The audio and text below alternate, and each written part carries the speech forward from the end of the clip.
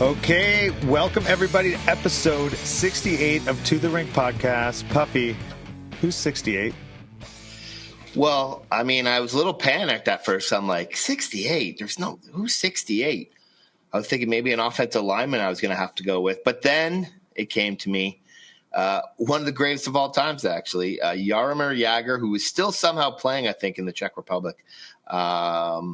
68, such a weird number. Not too many people have followed it. You don't even see that at the rinks, even though he's such a terrific player. But he's one of those guys who early in his career, he was so talented, it almost felt like he didn't even really like hockey. Like he was just good at it. He didn't seem to work that hard.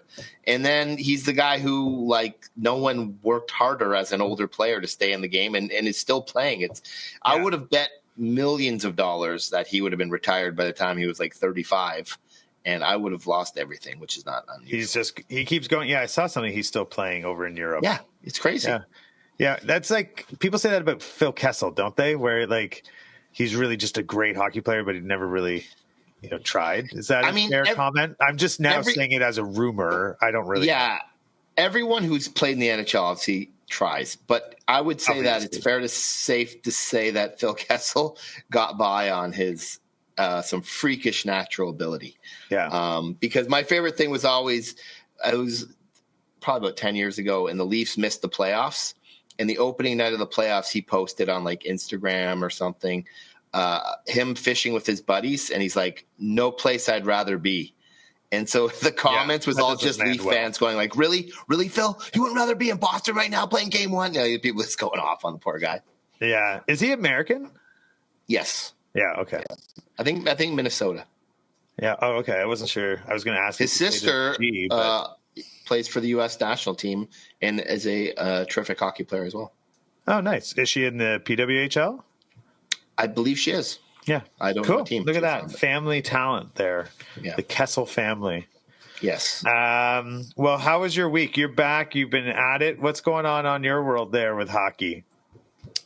Pretty good week. Barrett's team had a huge 9-5 win on Sunday over our rivals North York, nice. Which clinches a share of first place guaranteed. We have 2 games left, so we just need one more point in the last 2 games to win their third East regular season title in 4 years, which is a major accomplishment. 3P. And so then and then the playoffs will be looking to win their 4th straight in playoffs. So lots to play for. And the little guys, we've had we've got 2 games left. We're wrapping it up. It's been a lot of fun. The kids are playing well.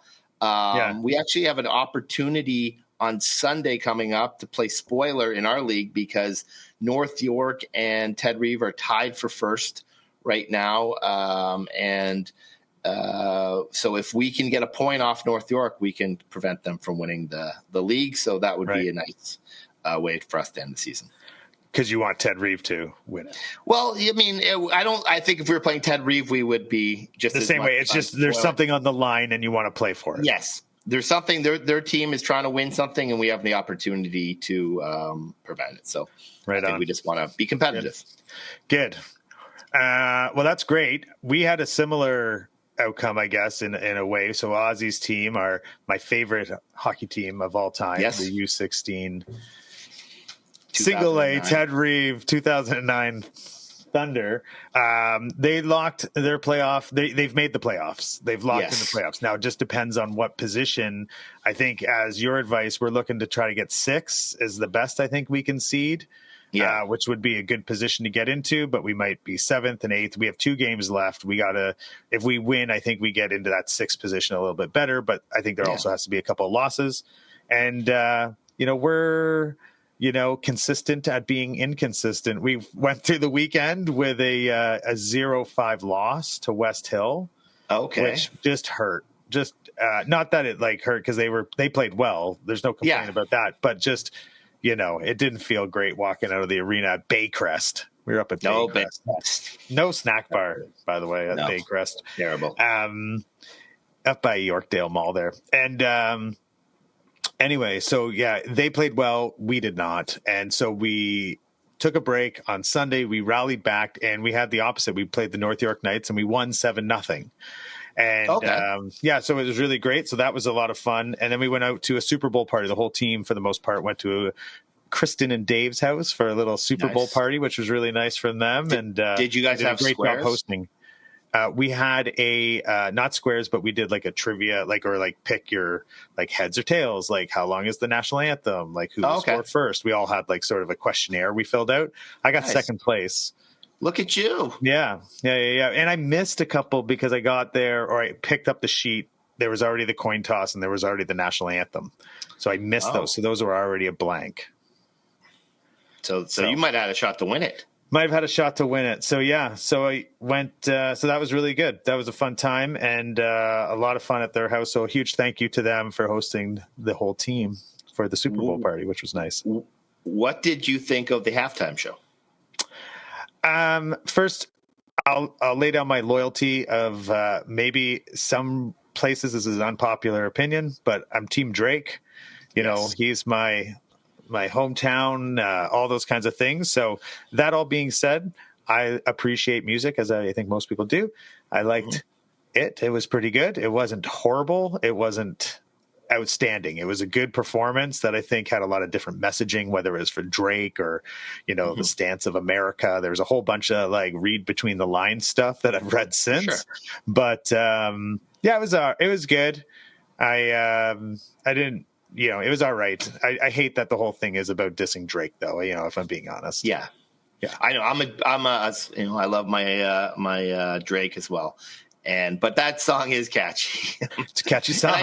And I did like how they did it. I did. That's the thing. But I think that's just naturally Canadian to be like, it was okay, it was good, but we still like our guy the best. Yeah.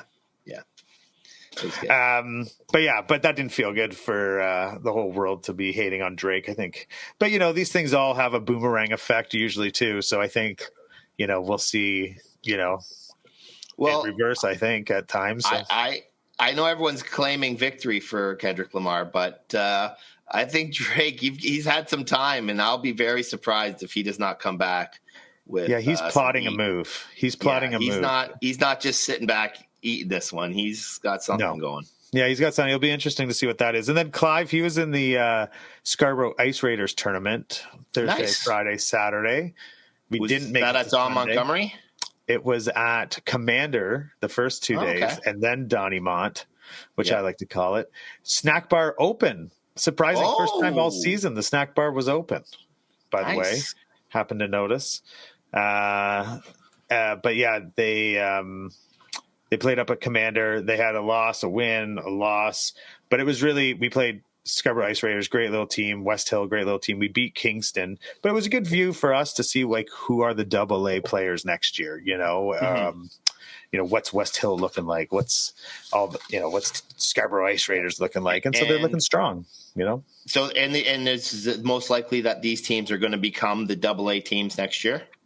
I'm assuming those are the teams that are going to be. Well, I'm assuming at this, I guess just a broad assumption that any team we play, a bunch of the kids will go to AA and a handful of kids will go to single A, or they'll 50-50 it. So you can kind of tell there's really good kids. That will probably be a kid on the AA Ice Raiders team, So it's a good gauge for the kids to kind of see it and, get our crew, more and more focused on, this is what your competition will look like. This is what you're up against. And this is, have fun, have a lot of fun out there competing against them, Well, I hope that the West Hill group and the Ice Raider group and the Ted Reeve group all stick together and go in those organization paths, because it'll just be better for the East AA loop next year. That's right. I agree.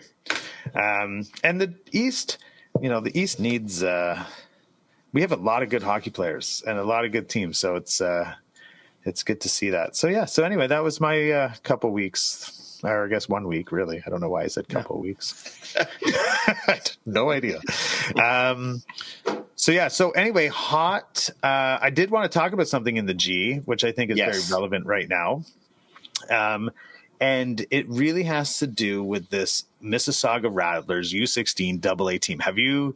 Do you know anything about this, Puff? I do. I am aware of the situation. I saw the news release.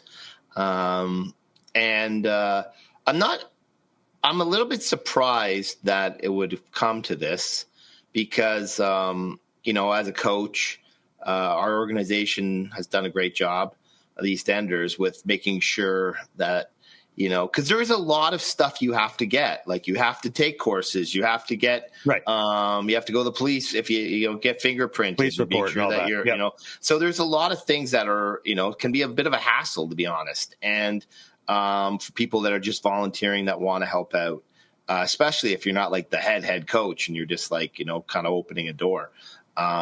But the organization's always on us to be, okay, you haven't done this or you haven't submitted this, and if you don't, you're not, you can't be on the bench past this date and stuff. So I'm not sure how the Mississauga Rattlers organization sort of had this one slip through the cracks on them, because ultimately it's on the organization and the team to make sure that everyone's on the bench is eligible. At the same time, right. I mean, who was this guy? What was he really doing? That it's a pretty heavy penalty. I mean, they're getting 14 games defaulted, which is a pretty heavy penalty for the team.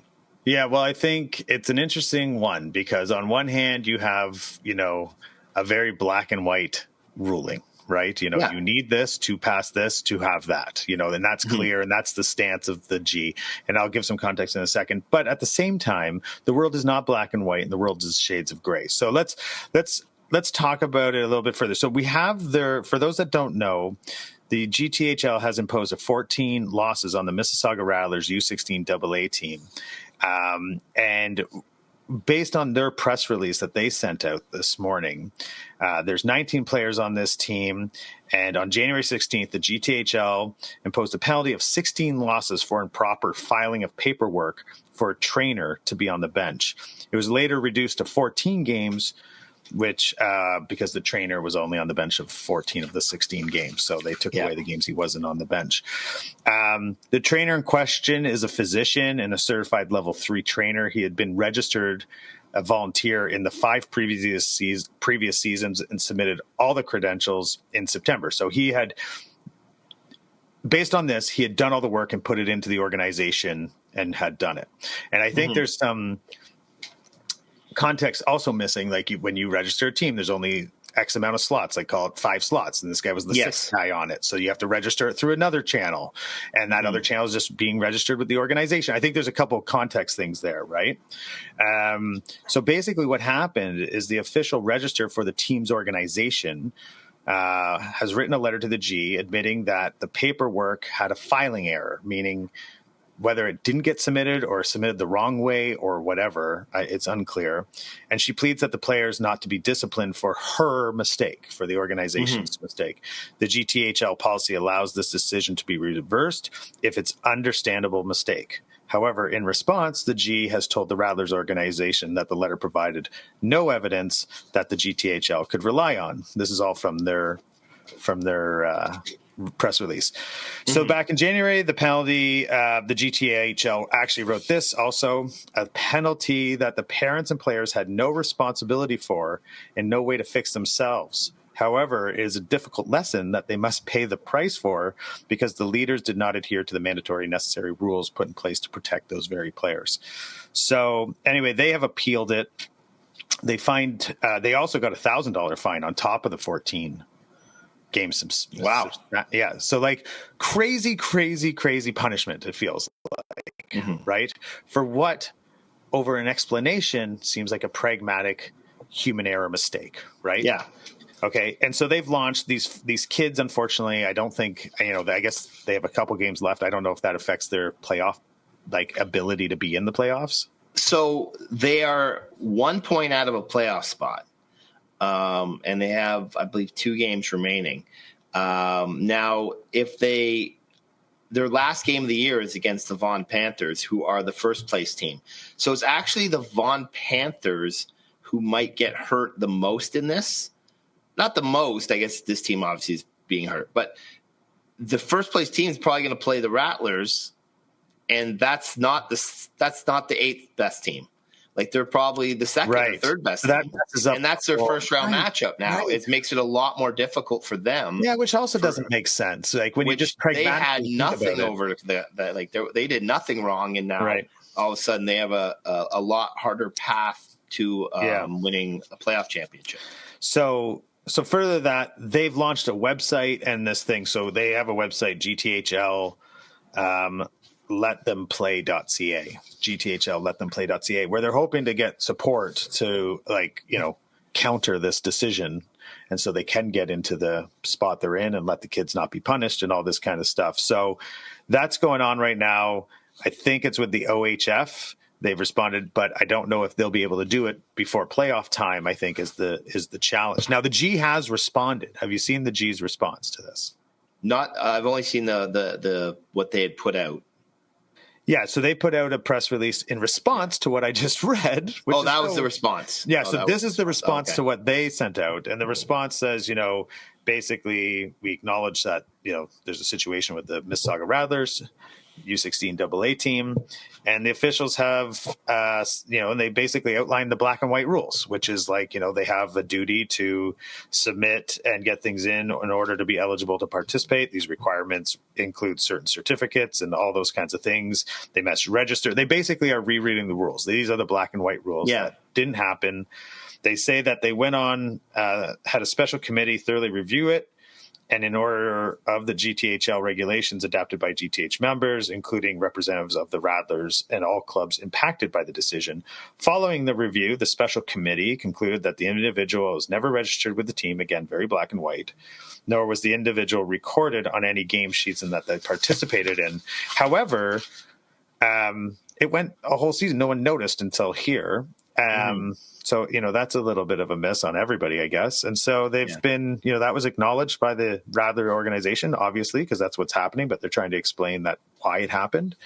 And they're saying, no dice. They're saying, the decision directly impacts the Rattlers team, but it also impacts other GTHL teams, reinforcing the need for consistency and fairness. The teams involved were given an opportunity to provide both a written and oral submission. All impacted clubs were invited to attend the hearing. When additional documentation was required, the hearing was reconvened to provide the Rattlers a full and fair review. And there it is. They got a 14-game suspension with and they're not going to change their mind. They've made their decision, the G, No. And I actually do. I think that you can see that GTHL is trying to be a little stricter on the rules, right? Even stuff with announcing new coaches and birthday skates and all this other stuff that has been, going around the G for years. I think they're trying to clamp down on it. And this would just be another thing. So I do everyone criticizes the GTHL for letting everything just go and it's a chaos and then when they try to be hard and fast with the rules, then people are going to criticize them for not bending a little bit and hurting the kids. So I see what spot they're in. Unfortunately, the hope is for me is that the Rattlers make it in the playoffs and, their punishment is just that they have to have a really tough first round matchup. But that sucks for the Vaughan Panthers kids too. Yeah. So, I think, I do think a couple things to that is, you're right. I think the people probably within the G that are making these decisions, they're empathetic to the situation. I'm assuming they're human. So, you have to be empathetic to the situation. But in the end, having worked in large companies, rules are black and white, and they're going to draw a black and white line, and they're not going to, move off of that. And I'm sure they have in the past stuff like this go through. But I will say the world is not black and white. The world is shades of gray. And I think there was probably a cake and eat it too situation that could have come through this, but maybe that will come through the OHF, which was, because really what from my sources that are close to this, which is great to have on this one is, in response to the GTHL response press release, they said the GTHL regulations put in place by the GTHL organization require the outcome that the special committee imposed. And what my source is saying is actually the G had three options. They could have enforced no outcome since it was an understandable mistake in quotations by the register. Two, they could have penalized the association and protected the kids, allowing them to play and, keep it sort of, a wrist slap, but still in the coordination of the rules. Or three, they could have punished the team the way they did. And essentially, that was the outcome of that. So I know the team there is very upset. Obviously, they're customers of the GTHL. They spend lots of money and time and resources. And so, my shout out to them. This might be their last year too, right? That's right. And so, you can understand where the G stands on it because it's black and white. Yeah. And they're going to just draw a line on black and white. However, I think it's a great lesson also for these Rattlers to fight for what they believe is right. And I think that's what they're doing. Yeah. They're not going to go out softly. I think, and I think that's a good lesson for anyone listening that, if you believe in something strong enough and it's impacting you, you got to stand up for yourself because no one else will. And that's what I think they're trying to do. And so we'll see how the outcome of this comes, but it's quite the story coming out of the G this week. And but it better get settled. It better get settled quickly because playoff matchups and playoff participation are going to be definitely changed by this. Yeah, if it goes a different way, right? Yeah, I hadn't even thought about the whole they should be first or second place, and now they're going to be most likely eighth place, and they're going to have to play the first place team, which means you're going to have this hot series, which is not fair for the other team, essentially. But great for us viewers of the GTHL. Oh, live Barnes, sign me up. A classic in the first round. What a story. This is like a GTHL 30 for 30 if they come out through this, and they win. I'll be cheering for the Rattlers to go on a run. Yeah, I'll be cheering for the Rattlers as well. I feel for them. You gotta feel for the G, the people that have to make these decisions, because they know it's probably like a decision they don't want to make.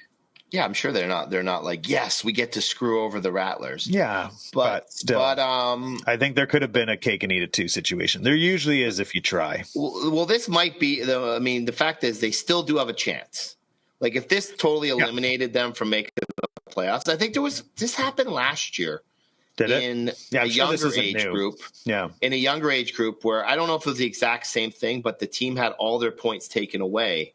But the positive was everyone made the playoffs, so the kids so it didn't really. It was just the placing position was the problem. Yeah, so it didn't take them out. Where at this age at U16, if you're not in the top 8, it could have taken them down to 10th, and they wouldn't have had a chance. So at least they have a chance. It's in their hands. It might be a tough route, but they still have a chance.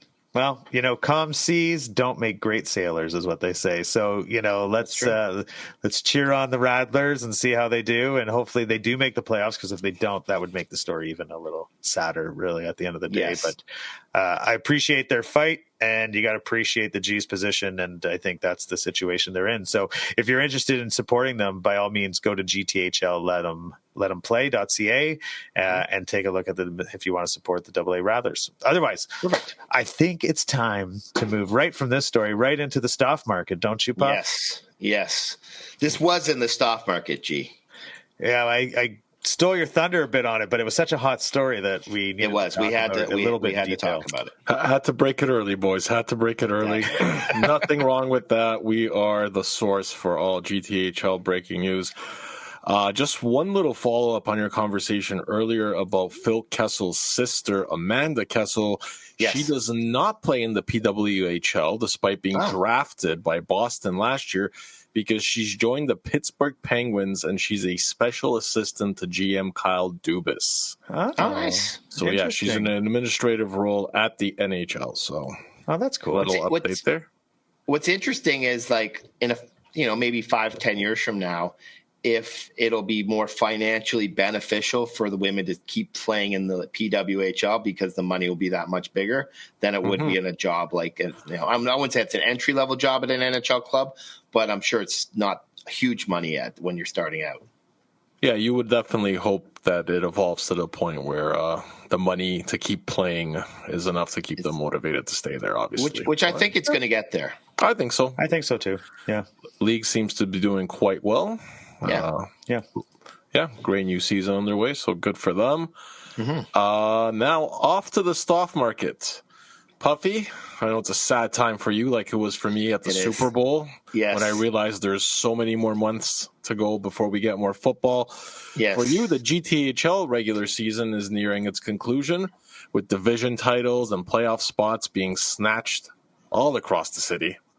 As always, let's start in the U16 AAA division. Have the first round matchups been finalized yet? Not quite yet, Stoff, but we are close. DMF has locked down the top seed for a fourth straight year, and they will play the Reps in the first round for a second straight season. The Toronto Titans will be the second seed and will face either the North York Rangers or most likely the Red Wings in the first round. JRC looks good for third place, while the Vaughan Kings and Toronto Marlboros will most likely face off in an always tough 4-5 matchup. Always tough, but you know who I got in that one, Puffy. Oh, I know you got. Oh, Kings go. But all in all, sounds like the playoffs in the U16 AAA are going to be very entertaining. Are there any other races you have your eye on in the 2009 age group as we head into the final days of this regular season? No tighter race than in the U16 AA East Division, where just 1 point separates the Leaside Flames and Ted Reeve Thunder for top spot. If Ted Reeve can beat the Scarborough Ice Raiders Wednesday night at Ted Reeve Arena, the Flames and Thunder will play next Tuesday night at Vic Village with the regular season on the line. Should make for a great atmosphere at one of my favorite barns in the G. The U16 Single A East saw the Avenue Road Ducks clinch this regular season title for the first time. Congrats to them. The race for the final playoff spot in the East is as tight as can be. The Scarborough Ice Raiders have a 1 point lead on West Hill for the 8th and final playoff spot. If they beat Leaside on Saturday, they will clinch the spot. However, if they tie or lose the game, then the final game of the season against West Hill will be for all the Marlboros. For the sake of the drama, let's hope it comes down to that game. Nice. Wow. That could be a real chaotic end to the season there, Puffy. I know you'll be glued to your live barn screen. Yes, I will. Now, how about the other age groups? What are the best races elsewhere? U15 AA in the East, the race for 8th place, is most likely going to come down to the final game when Leaside face Markham. The Flames currently lead the Islanders by 1 point with 2 games to play. In the U15 West AA, an equally tight race for the 8th and final playoff spot.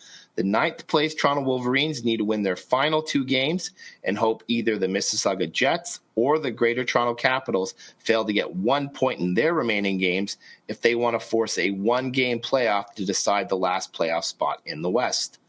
In U15 Single A East Division, the race is at the top of the standings, where North Toronto and Scarborough Ice Raiders are tied with 50 points each with 2 games remaining. I'm hoping both teams win out, then play the tiebreaker game to see who comes out on top. In U14 AAA, the race for 8th will come down to the final game. The Mississauga Senators and Markham are tied with 24 points apiece. The Sens have a game in hand against the second-place JRC. Win or lose, they will need to beat Markham Majors on Sunday to secure that final playoff spot. In U14 AA out west, the Toronto Eagles will most likely need to win their last 2 games of the regular season to get the 8th seed over the Mississauga North Stars. And finally, in U14 Single A in the East, the battle for top spot is going to come down to the wire. West Hill has a 2-point lead with 2 to play on Leaside, who have a game in hand. They will play their final regular season game against each other next Tuesday at Cummer Park. I will have the live barn fired up for that one. Oh, are you going to do like a viewing party, Puff? I think you know how people at Super Bowl parties. You think it's time to bring that to the G? I might. Pierre LeBrun's son's on that Leaside team, so I might try and get him as a special guest. There you go. Nice. I do think with some of these big matchups that we need to be at the rinks for a live podcast. Oh yeah, in between. You just periods. tell me when. Yeah, in between periods, we'll be doing play-by-play. They got the flood between second and third there. Off. Yeah. Exactly. That would be amazing if all of a sudden we just pull up chairs. Yeah, we should do it.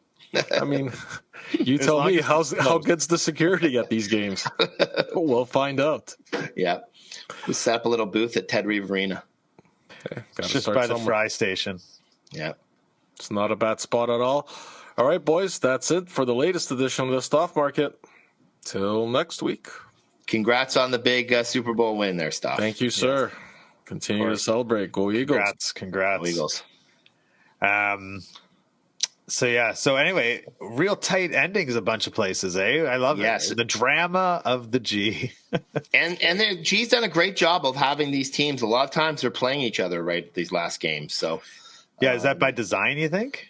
I mean, I would guess that there's some thought of that put into it because it's not like everyone plays each team the exact same amount of times. Usually it's, there's some leeway here. So they've definitely done a good job of creating some drama. I feel like that's your, like, next to refereeing when you're older, dream job is to be the one who puts the schedule together for the G, because you would think about these sort of setups and where they could be. And I think you would put a lot of strategy into the season ahead for these teams. Yes, but I would probably overload Scotiabank Rink 1. I would have games there all day and night. I just that's a game one. That's a Rink 1 game. That's a Rink 1 game. Yeah. That's funny. Actually, at Canland York, they have the big rink there too, and then the rest, all the other rinks. And when we were there for that tournament, the Kennedy tournament, the North York tournament, we were in the other rinks, and that big rink was always just like one or two guys skating with like a coach or like a trainer. Really? Yeah, it was, I guess privately rented out. No, none of our games were played in the big rink. Anyway, so the other thing that's coming up that's always tough as a hockey parent here is March break during the playoffs. What's your position on March break during the playoffs here? Do you book a vacation or do you not? Puffy, you can't. If your team is in the playoffs, you really can't. It's the time of year you can't miss. Tanya's always sort of had a rule with her teams that every family can go away for one break, but everything sort of has to be done by the middle of February. You can't really go outside of that. Right. You can go, you try to, if you're going to take a vacation, do it not in March. Yeah. Got it. You got January, February, you got December, November, October. You have other months. You have the other months. You have 11 other months. But March, basically the end of February through, for our team, especially for the 2010s, they've played a lot of their seasons now into basically almost to May. So, there's been a 2-month window there really that you don't want families traveling. Obviously there's exceptions if there's some kind of family reunion or something, or something that you have to, but just to go to a family trip that, but it's hard. We're favorably on. Yeah, with the younger group, we were talking about going in the Clancy, and it's a little different than playoffs. And people might have vacations that we're not making the playoffs, so let's go away on March break. And so I think that you sort of have to decide whether or not you really want to do a tournament like the Clancy, because you are then giving up an opportunity to do a vacation or something in that time period. Yeah, that's true. It's the real Venn diagram of I'm done with hockey and I'm not done with hockey is what the Clancy is, right? I don't want to be done, so we'll do it. But at the same time, it's okay, fine, let's wrap it up. We didn't make it. Let's go do other things. Yeah. Yeah. So my position is, I don't know. We don't really have a policy on our teams, if I'm being honest with you, or at least one I'm not aware of. So we aren't going, we are and we're not. We're trying to be strategic. So we're trying to book, if there's a 4-day gap, go away for 4 days to a ski trip somewhere or something like that. Yeah. So we're in the process of booking. We're making a little hedge bets on sort of when we've played and stuff, but and we're the not G going has a week. The G has, they do put out in the schedule sort of placeholders, which you can kind of guess if your team will play in that game with some degree of accuracy. But, I should take a look at that. Yeah, it'll at least give you an idea. There might be some days where you're no, there's no games there, so we're definitely clear. We're definitely clear. And but there might be a game that says Ted Reeve Arena, and you're oh, that probably is going to be us. That's us. So yeah. So anyway, okay. Well, I should do that because we are going to probably try to get away for a few days. We hadn't done that this year, so we're going to. Nice. And the other thing too, we're Martha's a teacher, which makes it that's you can't. Yes. That's it. That's the time you get to travel at Christmas or there, which is ridiculous in a way because the most expensive times to go away. is, those periods. And that's the only time teachers can really get away with it, which I think is too bad. But anyway, it is what it is. So March break, that's the rules. That's what you're saying. I think that's a fair rule. I mean, it's this playoffs is an important time. It's big games, and you want everyone to be there. Yeah, fair. Yeah, it's tough on teams. Yep, I can understand though. I think it gets more serious, AA, AAA, too. For sure. Yeah, but Tanya would have had this policy when they were like 7. Yeah, house league. But yeah, that's true. Which is good. At least you know the policy, which is good then. Yeah. Anyway, well, I guess you have to get going because you're at work. You're live from TSN. And you're ready to go for the viewing. 4 Nations, right? Yes, we have Canada, Sweden tonight. We're not host. We do not have the broadcast. Sportsnet does, but we're doing pregame and postgame hits on SportsCenter. So that's what I'm doing. So it's actually not a bad gig tonight. All I got to do is just watch the game, and we come up with some topics to chat. I got my hat on for them. Yeah, I'm hoping it's going to be a good game. Big game though. If they lose tonight, pressure is on. That's right. Saturday against US will be a tough one. Yeah, I bought this hat with you at the World Juniors in Montreal. Whenever that was. Yes, that was. I liked that hat. I remember when you bought that. It was like a while ago. Yeah. All right. Well, we'll let you get going. But with that, song of the week, we got to have our song. Do you have a 4 Nations song? Do you have a pump up song? I might have used this one, so it's okay. It's no one remembers. With Kendrick Lamar taking his shots at our boy. I'm like, Drake trophies. It's trophy winning time. It was an anthem for Barrett's team a few years ago. Yeah. And I love that track, and I think it's a great post game song for hockey. And I'm looking forward to Drake firing back and giving Kendrick Lamar his goods. Yeah, good. Okay, good song, great song, and good call on the giving Drake some love on that one. Mine was I went to a concert. I went to 2 concerts this week, actually. Nice. Which was nice because I hadn't been to a concert in a while. I went and saw Goose, who I've used before and talked about before. But I also went and saw this guy, Shane Smith and the Saints. Do you know Shane Smith and the Saints? I feel like you would because he's country. Like you and Tanya, he's right up your alley. Country rock. Really? Nice. Yeah, country. Is he Canadian? Boy. No, he's from Texas. Okay. And I heard his first bit of music on Yellowstone is where I Shazammed it or whatever to find out who sang that song, and then I got into it. And then he was playing the Danforths. So my friend Dave invited me down, went and saw it, and it was great. He has a song. So my song is Shane Smith and the Saints, All I See Is You. Great track, and it's it's got a good country rock stomp and beat to it. So there you go. Hopefully that's new for some people, and you check it out. Great performance. Awesome. Yeah. So with that, that wraps us up this week, Puff. Yes, we are getting down to the nitty gritty here. The nitty gritty. We'll be back next week. To find out about the Rattlers. We'll find out about where the U16 single A Ted Reeve land, and we'll talk about your team locking its first place. So hopefully, and then we also probably have to come up with stuff, maybe some betting on the. We got to get into our betting season. I mean, right or wrong, we're going to bet again this year. Yes. Yeah. So we got to get that figured out. So yeah. All right. Well, with that, everyone, thanks for listening to the pod. We appreciate it. Please subscribe, follow us on all the channels, write to us, DM us if you have any great ideas. And we appreciate you listening. We appreciate all the feedback. And so thank you very much. Have a great week, Stoff. Thanks for all you do. And again, thanks for listening to the Rink podcast. Be careful driving this week. A lot of snowstorms coming. I like the little social responsibility message at the end, Puff.